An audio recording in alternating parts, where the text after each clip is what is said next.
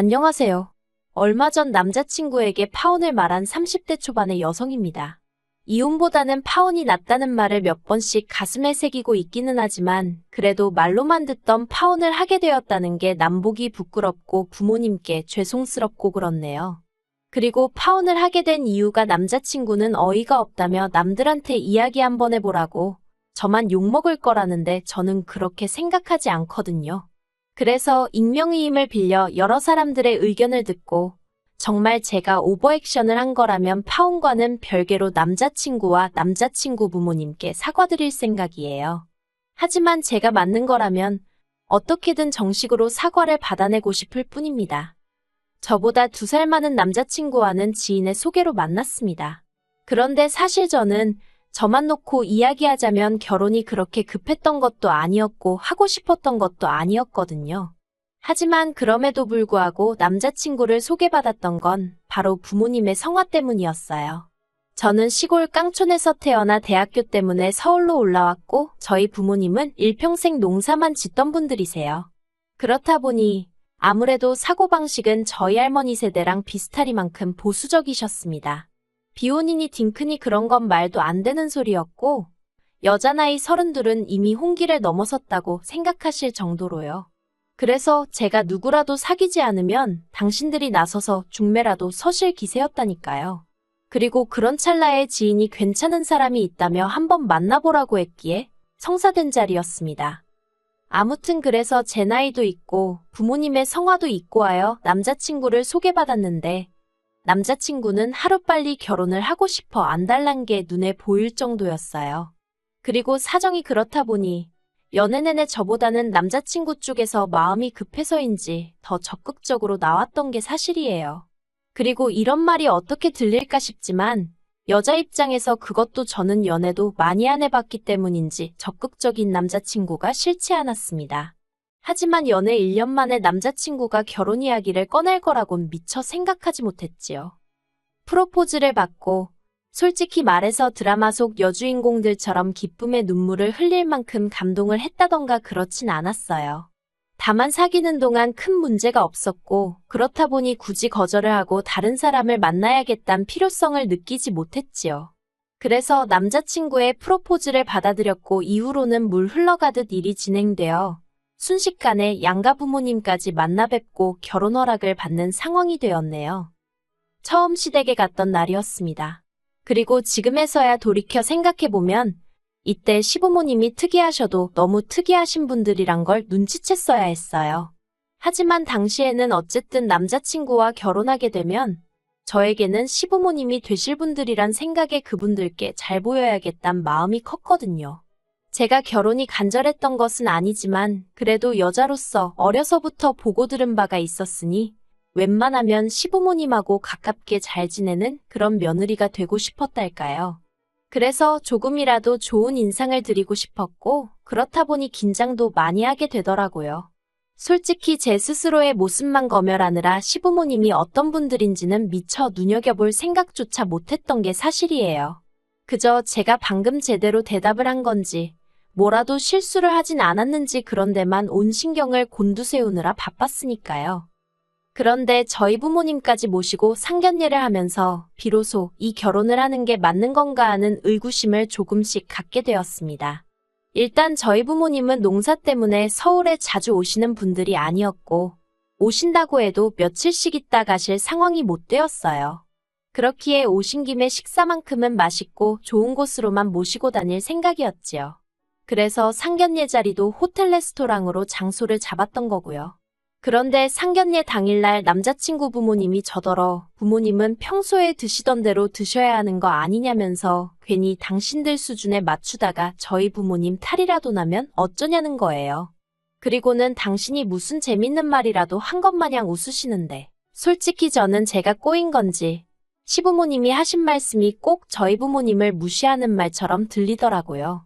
그리고 그걸 가만히 참고 넘어갈 제가 아니었습니다. 그래서 단도직입적으로 지금 어머님 아버님이 무슨 말씀을 하시는 건지 모르겠다고 저희 부모님이 평소에 어떻게 뭘 드시는지는 아시냐고 물었어요. 사실 제가 처음 인사를 드리러 갔을 때만 하더라도 그런 자리가 처음이기도 하고 그래서 제가 남자친구 부모님이 듣기 거슬리는 이야기를 하셔도 미처 제대로 대응하지 못하고 넘어간 순간순간이 있었지만 이번만큼은 저도 아니고 저희 부모님을 상대로 선 넘는 발언을 하셨으니 가만히 있어서는 안 되겠다 싶었지요. 그래서 저를 어떻게 보시건 말건 신경 쓸 겨를도 없이 따지고 든 거예요. 그리고 제 그런 모습을 보더니 남자친구가 테이블 밑에서 참으라는 식으로 저를 쿡 찌르더니 나름대로 분위기를 환기시키겠다는 의도였는지 저희 부모님이 계시는 지역에서 드시는 음식이 훨씬 건강에 좋을 텐데 괜히 서울 음식 드시고 탈나는 거 아니냐는 자기 부모님은 순전히 걱정하는 마음으로 하신 소리라는 말도 안 되는 변명을 하더라고요. 그리고 남자친구의 어설픈 넉살에 저는 더 화가 나서 당장이라도 부모님을 모시고 그 자리를 벗어나고 싶었어요. 그런데 저희 어머니가 저한테 가만히 있으라는 식으로 몇 번이나 눈치를 주셔서 한 번은 참고 넘어갈 수밖에 없었네요. 그리고 어색한 분위기에서 이런저런 대화가 오가다가 저희가 결혼하게 되면 신혼집이라던가 혼수나 예단은 어떻게 할 건지에 대해서 얘기가 나왔습니다. 솔직히 돈 이야기라는 게 껄끄럽기는 해도 결혼할 사이라면 응당 몇 번이고 주고받을 수밖에 없는 이야기잖아요. 그런데 도통 남자친구 쪽에선 먼저 말문을 열지 않았기에 하는 수 없이 저희 아버지가 먼저 말씀을 꺼내셨어요. 하지만 남자친구 부모님은 대답 대신 먼저 저희더러 얼마나 해줄 수 있냐고 되묻는 게 아니겠어요. 그리고 그런 남자친구 쪽 반응에 약간은 의아했지만 그래도 남자친구에게 들은 이야기가 있었기 때문에 크게 당황치는 않았습니다. 평소에 남자친구는 자기가 모아둔 돈이 5천 정도 있고 부모님께서 1억 정도는 해줄 수 있다는 식으로 입버릇처럼 말해왔으니까요. 그리고 저는 순진하게도 남자친구의 말을 곧이곧대로 믿었기 때문에 저희 부모님에게도 이 정도 해주실 거라고 귀뜸을 해놓은 상황이었으니 저희 부모님도 이미 어느 정도는 생각해놓은 금액이 있으셨어요. 그래서 저희 아버지가 저희는 1억 정도 생각하고 있다고 대답하셨습니다. 그런데 찰나지만 남자친구 아버님이 보이신 표정이 솔직히 되게 기분이 나빴어요. 약간 뭐랄까, 네가 1억을 해줄 수가 있다고? 정말? 하며 못 믿겠다는 식이었거든요. 그리고 제 느낌은 착각이 아니었습니다. 왜냐하면 뒤이어 질문하시기를 아니 농사를 얼마나 크게 지내시길래 1억을 턱하니 말씀하시냐며 그거 농사라는 게 나이 들면 짓기도 어렵고 그러다 늙어서 애들한테 아쉬운 소리하고 살면 어쩌려고 그러냐. 막말로 남자친구 아버님이 그런 걸 왜 신경 쓰시는 건지 이해도 안 되고 설령 정말 걱정이 되었다고 한들 왜 이 자리에서 그런 소리를 하시나 싶을 만큼 무례한 태도를 보이셨거든요. 그리고 저도 모르게 발끈해선 저희 집 재산은 염려치 않으셔도 되고 지금도 농사를 지으시는 건 아직 건강하신데 아무것도 안 하는 건 성격에 맞질 않으셔서 그냥 하고 계신 거라고 질러버렸어요. 그랬더니 친정아버지가 당황하신 듯 웃으시면서 저더러 어른들 이야기하는데 왜 나서냐고 저를 말리시더니 저희 딸이지만 성격이 이렇게 왈가닥이라고 잘 부탁한다고 하시는 거예요. 사실 저희 부모님은 두 분 다 앞에서 말한 대로 무척이나 보수적이셨고 그렇다 보니 딸 가진 부모가 죄인이다. 약간 그렇게 생각하시는 면도 없잖아 있으셨거든요. 그리고 당신들이 잘해야 남자친구 부모님 그러니까 저희 부모님 입장에선 예비사돈이죠. 예비사돈들이 저를 예쁘게 봐줄 거 아니냐며 상견례가 진행되는 내내 무척이나 저자세로 나가시대요. 휴, 솔직히 자식된 입장에서 그런 부모님의 모습을 보고 있는 건 꽤나 괴롭고 불편한 일이었습니다. 그래서 그렇게 안 하셔도 된다고 몇 번이나 말씀드렸지만 이게 다 나중에 저 편하라고 그런 거라며 당신들은 괜찮다고 하시는데 도대체 자식이 딸인 게 무슨 문제라고 저러시나 싶어서 제 부모님이지만 얼마나 답답하고 속상하던지요. 하지만 정말 저를 더 괴롭게 한 건 이 상황이 당연하다는 듯 받아들이고 있는 남자친구와 남자친구의 부모님이었네요. 그리고 이러한 과정 속에서 저는 솔직히 확실히 뭐 때문이라고 말할 수는 없었지만 일종의 비굴함마저 느끼며 이 결혼을 하는 게 맞나 하는 생각을 하기 시작했어요. 막말로 결혼하자고 한 사람은 남자친구였지 제가 아니었는데 심지어 저는 그렇게 결혼이 간절하지도 않았는데 언젠가부터 오히려 저나 저희 부모님이 남자친구 쪽 비위를 맞추고 있는 그림이 되어 있었으니까요. 그리고 이런 와중에 정말 제 마음을 돌아서게 한 일이 발생했습니다. 상견례가 끝나갈 무렵 남자친구 아버님께서 저희 부모님더러 언제 한번 놀러 가도 되냐고 물으시더라고요. 그리고 저희 부모님은 그게 사람들끼리 을에 언제 한번 시간 날 때 밥이나 먹자 하는 인사 같은 말이라고 생각하셨던 모양이에요. 사실 그렇잖아요. 아직 정식으로 결혼을 한 것도 아닌데 놀러 온다 소리를 하겠으며 설령 했다고 한들 듣는 사람 입장에서도 정말 진지하게 받아들이는 경우는 별로 없잖아요. 그래서 저희 부모님도 그렇게 하시라고 의뢰껏 대답을 하셨어요. 그러자 남자친구 아버님이 집요하게 주소라던가 그런 걸 물어보시는데 그땐 나중에 들은 말이지만 저희 부모님도 좀 황당하셨답니다. 하지만 이미 와도 된다고 한마당에 주소를 안 주기도 그래서 주소며 이것저것 알려드렸다는 거예요. 그런데 황당한 상황은 그게 다가 아니었습니다. 상견례 자리를 가진 이후로 일주일도 지나지 않았을 무렵 남자친구가 저더러 그때 자기 아버지가 저희 부모님 댁에 놀러 가겠다고 했던 거 기억나냐면서 그래서 이번 주말에 가시겠대라고 말을 전하더라고요. 제가 황당해서 정말 가신다고 그랬냐니까 저더러 속고만 살았냐는데. 그래서 지금 한창 농사 때문에 바쁘실 시기이고 그리고 아직 우리 식도 안 올리지 않았냐. 그러니까 아버님께 잘 말씀드려서 못 가시게 해달라고 했어요. 그랬더니 남자친구 안색이 어둡게 바뀌더니 이럴 줄 알았다면서 저더러 솔직히 말해보랍니다. 자기나 자기 부모님한테 뭐 거짓말한 거 없냐고요. 그리고 뜬금없는 이야기를 하는 남자친구의 태도에 당황한 제가 그게 무슨 소리냐고 내가 무슨 거짓말을 하냐고 되물었습니다. 그랬더니 남자친구가 하는 말이 정말 부모님이 농사를 그렇게 크게 짓는 게 맞냐면서 자기 부모님도 예전에 농사 지어보셔서 안다고 거짓말도 정도껏 하라나요. 그리고는 덧붙이기를 아버님이 저희 부모님 댁에 놀러 가시겠다고 하신 것도 진심이 아니라 제 반응을 보려고 떠보신 거랍니다. 정말 그렇게 농사를 크게 짓는 집안의 딸인지 확인해봐야 한다면서요. 어이가 없어서 그러니까 지금 나나 우리 부모님이 거짓말했는지 시험해본 거냐고 따졌습니다.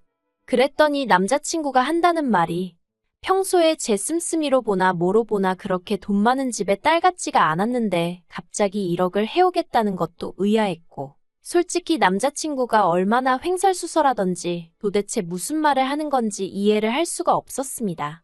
막말로 찜찜한 구석이 있으면 차라리 까놓고 말을 하는 게 맞지 그렇게 음흉하게 뒷조사하듯 사람을 떠보는 게 맞나 싶었으니까요. 그래서 남자친구더러 그냥 결혼을 하기 싫으면 안 하면 되지. 이게 뭐 하는 짓이냐고 화를 냈어요. 그리고는 우리 집에 가서 땅 구경을 해볼 테면 해보라고 했지요. 그렇게 와이프 될 사람, 며느리 될 사람 기어이 깎아내려야 직성이 풀리겠으면 그렇게 하라고요. 그런데 더 황당한 건 이렇게 제가 남자친구와 싸우고 결혼을 한 해 안 한 해 소리까지 나온 마당에 남자친구 아버님이 정말로 저희 집에 가셨더라고요.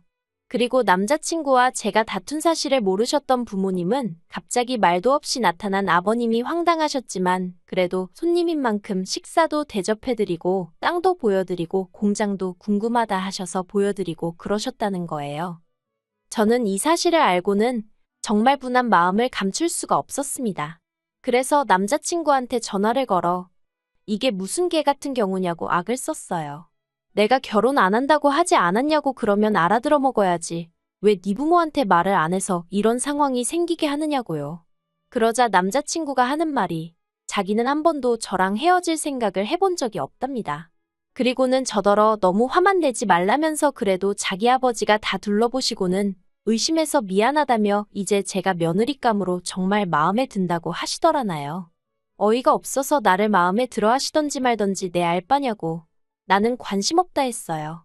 네 마누라 자리도 네 부모 며느리 자리도 10억을 줘도 안 한다고요. 그리고 그렇게 정말 어디 가서 말도 못할 만큼 추접스럽게 남자친구와 다툰 이후로 저는 또 한 번 생각지도 못한 이야기를 들었습니다.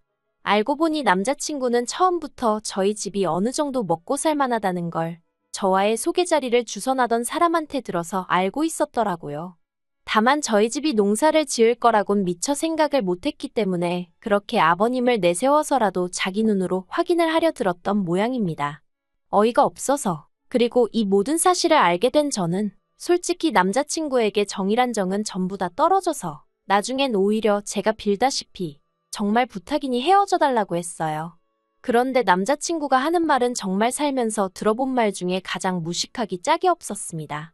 너희 부모님은 아무리 돈은 많이 번다고 해도 시골 깡촌에서 평생 흙이나 만지고 사는 사람들이지 않냐? 우리 부모님은 그래도 대학물까지 먹은 서울에서 나고 자란 엘리트다. 그러니 서로 결점은 감춰주고 장점만 바라보며 한 가족이 되자는 정말 말 같지도 않은 개소리를 해댔거든요. 그래서 제가 대학물만 먹었다고 다 엘리트냐고, 자식이냐고 하나 있는 너를 이따위로 키워놓은 것만 봐도 엘리트는 무슨 머리에 총 맞은 사람들 같다고 받아쳐버렸네요.